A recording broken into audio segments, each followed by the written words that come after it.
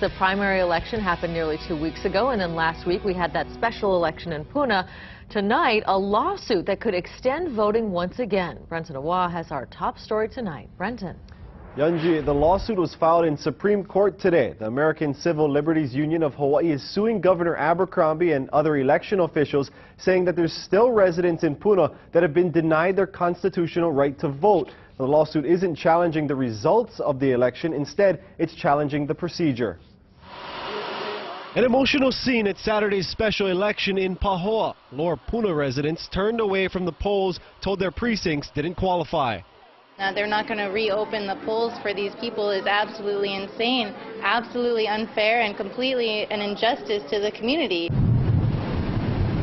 As Isel roared ashore, precincts 1 and 2, Hawaiian Paradise Park Community Center and Keonepoko Elementary School, were shut down. A week later, those residents got a second chance to vote, but 2 other precincts remained open as the storm hit in Lower Puna, where many said the weather kept them from voting.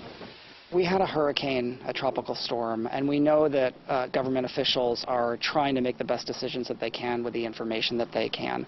But what we now know happened is that many people were unable to get to the polls as a result of trees being down, power lines being down. The Office of Elections isn't commenting on the lawsuit, but earlier this week told KITV4 that while officials were notified about difficulties facing those other Puna precincts, ultimately it was the governor's call. We alerted the governor's office about the situation, and he chose not to extend the polls. And that's a decision this lawsuit aims to change. We're asking the court to allow our plaintiffs and anybody who wasn't able to vote on that first primary day because of the storm to have an opportunity to cast their ballots.